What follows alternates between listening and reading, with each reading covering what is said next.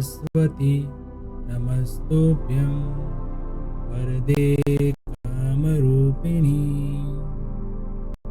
विद्यारम्भं करिष्यामि सिद्धिर्भवतु मे सदा।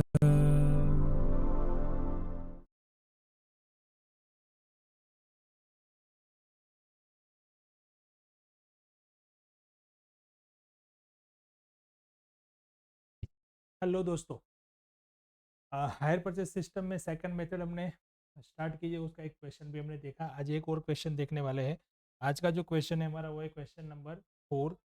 अब क्वेश्चन नंबर 4 जो है वो हम पहले क्वेश्चन पढ़ लेते हैं। यहाँ पे क्या क्वेश्चन के अंदर इंपॉर्टेंट डिटेल प्रोवाइड की है। तो जैसे कि four Ninad has purchased computer on hire purchase basis from Gaurav on 1 April 2007। यानी कि यहाँ पे जो निनाद है वो हो गया परचेसर, ठीक है। देन उसने क्या परचेज किया है, कंप्यूटर परचेज किया है ऑन द 1 अप्रैल 2007, डेट दी है। Then payment term is under 31 March 8, 31 March 9, 31 March 10 और 31 मार्च 11। यानी कि हमें यहाँ पे 4 इंस्टॉलमेंट की अमाउंट दी गई है। जब उसने पेमेंट परचेज किया है 1 अप्रैल 7, उसमें उसने कुछ पेमेंट किया नहीं है। इसका मतलब ये होगा कि यहाँ पे डाउन पेमेंट कुछ नहीं है। तो हम एक नोट अगर हमें बनानी है तो हम ऐसी बना सकते हैं, जैसे कि यहाँ पे जो परचेसर है वो कौन है, निनाद। उसके बाद डाउन पेमेंट जो है वो यहाँ पे नहीं दिया है। फिर आता है इंटरेस्ट। इंटरेस्ट रेट जो है वो यहाँ पे प्रोवाइड किया है 15%। तो इंटरेस्ट का रेट 15% दिया है। देन डेप्रिसिएशन जो है वो 10% रिड्यूसिंग बैलेंस मेथड पे दिया है।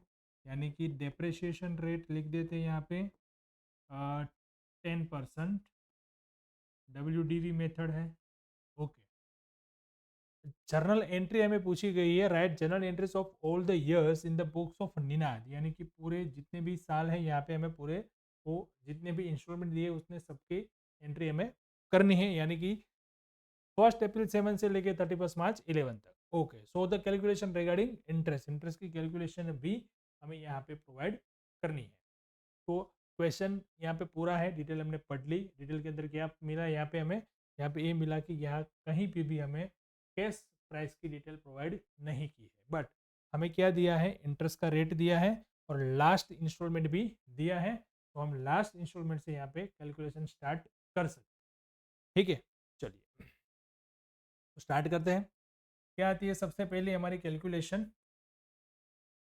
सबसे पहली हमारी कैलकुलेशन आती है calculation of interest.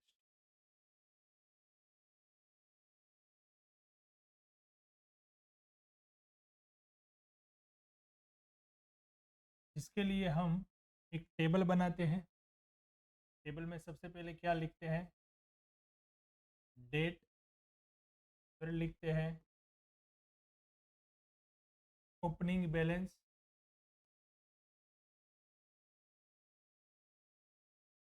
Of case price. फिर आता है इंस्टॉलमेंट। अब इंस्टॉलमेंट में दो अमाउंट होता है, एक होता है इंटरेस्ट, दूसरा होता है केस प्राइस। अब यहाँ पे आता है closing balance of case price. Last एक कॉलम बनाते हैं, वहाँ पे लिखते हैं हम कैलकुलेशन। तो कुछ इस तरीके से कॉलम बना के हम कैलकुलेशन स्टार्ट कर सकते हैं हमारे इंटरेस्ट की, ठीक है। चलिए मैं यहाँ पे डेट जो है पहले लिख लेता हूँ। तो डेट 1 अप्रैल 7 से लेके 31 मार्च 11 तक है। ओके, फर्स्ट डेट है 1 अप्रैल 7, 31 मार्च 8, 31 मार्च 9, 31 मार्च 10 और 31 मार्च 11। अब इंस्टॉलमेंट की अमाउंट देख लेते हैं। 1 अप्रैल को कुछ पेमेंट नहीं किया है, यहाँ पे फिर 96, 87, 78 इंस्टॉलमेंट यहाँ पे फर्स्ट कुछ भी नहीं है। 96,000 क्वेश्चन यहाँ पे है मेरे पास बुक में, उसमें से देख लेता हूँ। 96 था पहला, उसके बाद क्वेश्चन नंबर था 4, उसके बाद था 87, 87 फिर 78 और फिर आता है 69। चलिए, ये दिया है हमें इंस्टॉलमेंट। अब हमें फाइंड करना है पहले तो केस प्राइस, यानी कि टेबल कंप्लीट करना है। इंटरेस्ट का रेट कितना था? इंटरेस्ट का रेट जो है वो इंटरेस्ट का रेट था 15% और ईयरली इंस्टॉलमेंट है। हम सीधा लास्ट इंस्टॉलमेंट से स्टार्ट करते हैं। तो यहाँ पे हम ले सकते हैं कैलकुलेशन 69,000 इंटू 15 डिवाइडेड बाय 115। तो हमें क्या मिलेगा? इंटरेस्ट मिलेगा सबसे पहले लास्ट इंस्टॉलमेंट में कितना था वो, और इंटरेस्ट यहाँ पे आता है, मैं कैलकुलेशन करता हूँ तो 9,000। तो इंटरेस्ट में मैंने लिख दिया 9,000। अब इंस्टॉलमेंट में जो था उसमें से इंटरेस्ट मैंने माइनस किया, तो यहाँ पे कैश प्राइस कितनी आ जाएगी? 60,000। ये 60,000 कैसे आया? तो 69,000 टोटल इंस्टॉलमेंट था, उसमें से 9,000 मैंने इंटरेस्ट माइनस किया। लास्ट इंस्टॉलमेंट में क्लोजिंग कैश प्राइस कुछ भी नहीं होती है, जो भी कैश प्राइस हमने पेमेंट किया वही यहाँ पे ओपनिंग होती है। ठीक है, 69,000 यहाँ पे आ गया। तो देखो अपनी लास्ट रो जो है वो कंप्लीट यहाँ पे हो गई। ठीक है, अब क्या करते हैं? अब उसके बाद आगे के इंस्टॉलमेंट में जाते हैं। तो जैसे यहाँ पे ओपनिंग ये आया तो इसका क्लोजिंग जो है वो यहाँ पे 69 आना चाहिए। जी सर, आना चाहिए। अब क्या करना है हमें? तो अब इसका जो इंस्टॉलमेंट है वह हमें कैसे कैलकुलेशन करना है? 69,000 जो आया यहाँ पे, सॉरी 60,000 आएगा, सॉरी 60,000 आएगा। केस प्राइस जो है ना वो 60,000। ठीक है, अब ये 60,000 क्लोजिंग और इसका जो इंस्टॉलमेंट, ये दोनों को हम प्लस कर देंगे। 60,000 प्लस 78 यानी कि 1,38,000 और यहाँ से इंटरेस्ट निकालेंगे। फिर आता है 15 डिवाइडेड बाय 115, 15 डिवाइडेड बाय 115। तो इंटरेस्ट आता है मेरा यहाँ पे 18,000। कितना था? 18,000। अब 78 माइनस 18 यानी केस प्राइस कितनी आ गई? 60,000। देखो अपने इसके पहले का जो लेक्चर थे उसमें मैंने आपको अलग दो तरीके से कैलकुलेशन बताई थी। पहले आप कैलकुलेशन कर लो, उसके बाद आप टेबल बना, या फिर टेबल के अंदर ही सीधा ऐसा कैलकुलेशन कर लो। आपको कैलकुलेशन अलग से दिखानी है तो आप अलग से दिखा सकते हो। जैसे कि मैंने यहाँ पे 31 मार्च 11 की कैलकुलेशन की, तो 31 मार्च की मैं यहाँ से ऐसी कैलकुलेशन दिखा सकता हूँ। 31 मार्च 11। अब इसका जो इंटरेस्ट मुझे निकालना था, तो interest is equal to 69,000 into 15 divide by 115 is equal to interest कितना आया? 9,000। बराबर। फिर इसका मैं यहाँ पे केस प्राइस ऐसे लिख सकता हूँ, 69,000 टोटल मेरा इंस्टॉलमेंट है, उसमें से 9,000 जो है वो इंटरेस्ट है, तो केस प्राइस कितना आ गया? 60,000। अब दूसरा इंस्टॉलमेंट है मेरा 31 मार्च 2010। अब इंस्टॉलमेंट कितना है? तो पहले मैं यहाँ पे इंस्टॉलमेंट इसका लिख लेता हूँ 78,000। 78,000 इंस्टॉलमेंट है, प्लस मुझे उस पर आगे का यानी कि उसके प्रीवियस जो उसके पहले का जो EMI है ये 60,000, उसके आगे वाला वो यहाँ पे प्लस करना है, जो केस प्राइस मुझे मिली वो ये। तो 78 प्लस 60, 78 प्लस 60 कर देंगे, कितना आ जाएगा? 1,38,000। अब यहाँ पे मुझे ऐसा करना है 1,38,000 इंटू 15 डिवाइड बाई 115। तो यहाँ पे उसका इंटरेस्ट मिल जाएगा मुझे 18,000। अब इसकी केस प्राइस मुझे फाइंड करनी है, तो 78,000 इंस्टॉलमेंट था, इसमें से 18,000 माइनस कर लिए तो 60,000 आ गई केस प्राइस। ठीक है, आप इस तरीके से कैलकुलेशन भी दिखा सकते हैं, और यहाँ पे कैलकुलेशन का कॉलम ये करके भी आप यहाँ पे कैलकुलेशन दिखा सकते हैं। दोनों मेथड सेम ही है, कुछ गलत नहीं है, आपको मार्क्स पूरे मिलने वाले ही है। बट कैलकुलेशन दिखाना कंपलसरी है, जरूरी है। अगर कैलकुलेशन नहीं दिखाई तो आपके मार्क्स यहाँ पे कम हो सकते हैं। चलिए आगे बढ़ते हैं। या क्लोजिंग प्राइस आ गई थी ये। अब ये क्लोजिंग प्राइस और इस मंथ में जो कैश प्राइस हमने पे की, वो दोनों का टोटल करके इसका बन जाएगा ओपनिंग, यानी कि 1,20,000। अब ये ओपनिंग हो गया तो इसका हो गया क्लोजिंग 120। 120 में क्या प्लस करना है, 87। 120 प्लस 87 यानी 2,07,000। 2,07,000। अब यहाँ से इंटरेस्ट निकालो, 15 डिवाइड बाई 115, तो इसका इंटरेस्ट आता है फ्रेंड्स 27,000। क्या आता है, 27,000। 87 माइनस 20,000 तो कैश प्राइस 60। अब 60 प्लस 120 तो ओपनिंग आ गया 180। इसका ओपनिंग 180 तो यहाँ पे क्लोजिंग आ जाएगा 180। 180 प्लस 96, अब इसके लिए 180 प्लस 96 यानी कि 2,76,000। 2,76,000 into 15 divide by 115। So interest यहाँ पे आ जाएगा 31 मार्च 8 का 36,000। 36,000। तो यहाँ पे भी केस प्राइस कितनी आ गई, 60,000। 180 plus 60, 180 plus 60 is equal to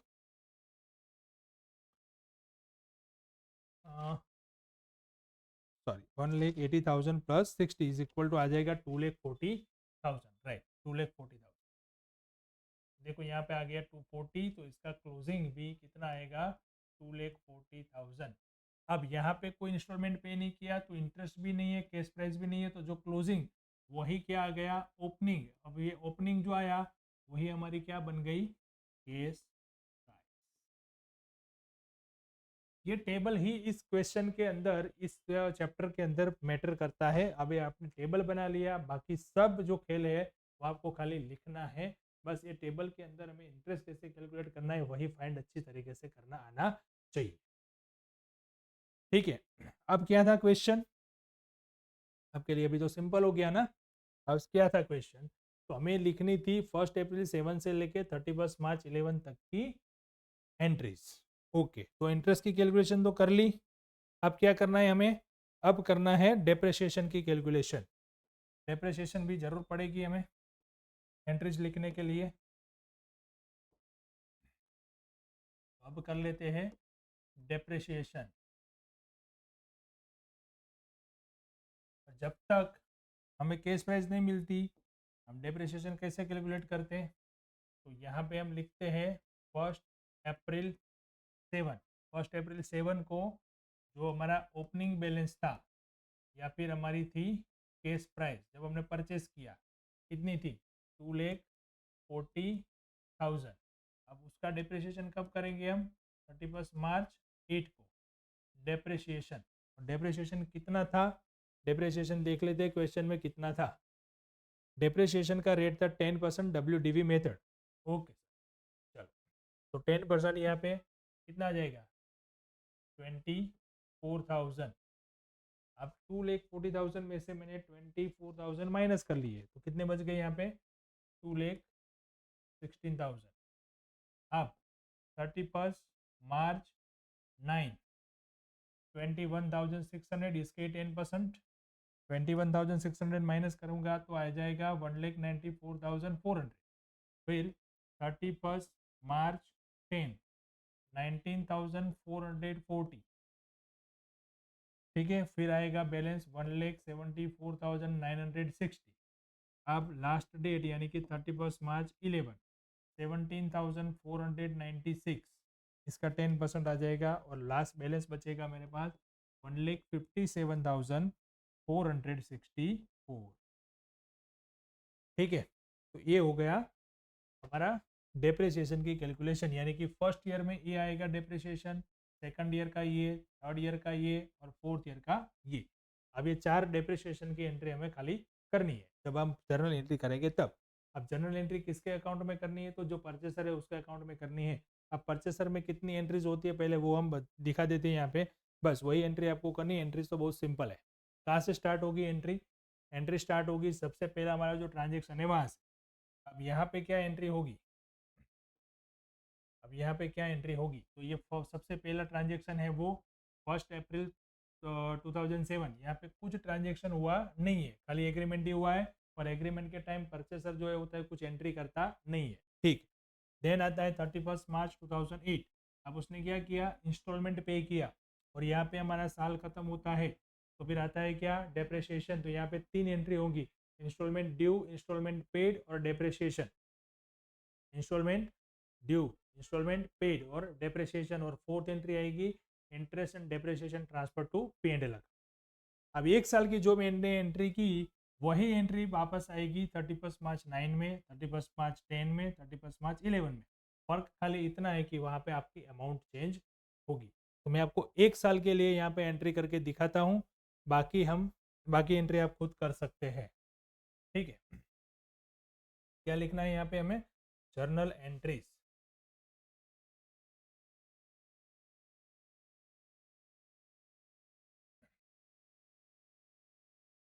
in the books of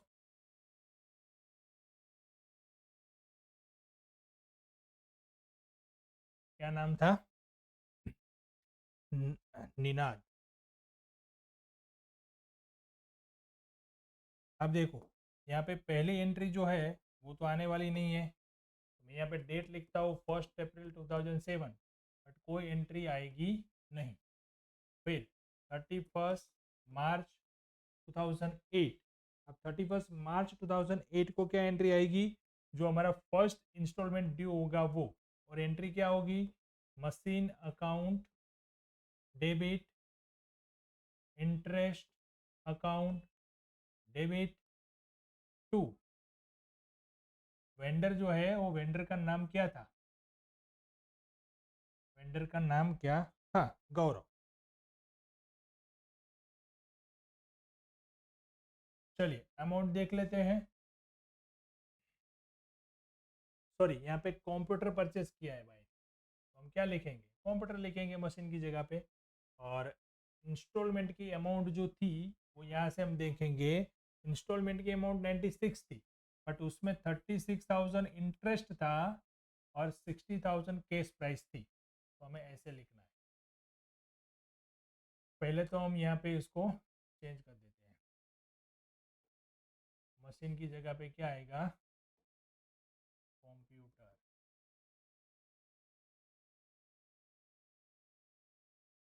ठीक है, कंप्यूटर में अमाउंट आएगी 60,000 और इंटरेस्ट में अमाउंट आएगी 36 और टोटल अमाउंट आ जाएगी 96। सेम उसी डेट को हमने इसका पेमेंट कर दिया गौरव को, तो same entry, Gaurav account debit to bank 96,000, 96,000। अब डेप्रिसिएशन की entry, depreciation account debit to computer. और फर्स्ट ईयर में डेप्रिसिएशन था हमारा 24,000। अब फाइनल अकाउंट के टाइम पे profit and loss account debit to depreciation और टू इंटरेस्ट, जो हमने आगे लिखा हुआ है। डेप्रिसिएशन कितना लिखा है 24,000 और इंटरेस्ट कितना है 36,000, टोटल मिला के 50 और 60, 60,000। तो बस यही एंट्री आपको हर एक साल में करनी है। अब खाली डेट चेंज होगा, क्या होगा डेट, 31 मार्च 8 की जगह पे आएगा 999, 4 एंट्री होगी। पहली एंट्री इंस्टॉलमेंट की, इंस्टॉलमेंट की अमाउंट जो दूसरा वाला वो, फिर वही पेमेंट की एंट्री, फिर डेप्रिसिएशन और P&L को ट्रांसफर करने का डेप्रिसिएशन और इंटरेस्ट की एंट्री। ठीक है, चलिए अब हमने सेकंड मेथड के 2 क्वेश्चन कर लिए। यहाँ पे भी हमें के डाउन पेमेंट नहीं दिया था वैसा क्वेश्चन हमने किया, उससे पहले हमने डाउन पेमेंट दिया था वैसा क्वेश्चन किया था। अब एक और क्वेश्चन हम आगे लेक्चर में करेंगे, वहाँ पे आपको लास्ट इंस्ट्रूमेंट अगर नहीं दिया है तो फिर आपको कैसे करना है, और वो क्वेश्चन हम देखेंगे नेक्स्ट लेक्चर में। ठीक है, तब तक आपको इस क्वेश्चन की प्रैक्टिस खुद से कर लेनी है, बाकी की एंट्रीज जो है वो भी आपको लिख लेनी है। चलिए ठीक है, मिलते हैं नेक्स्ट लेक्चर में नए क्वेश्चन के साथ। Thank you and thank you very much.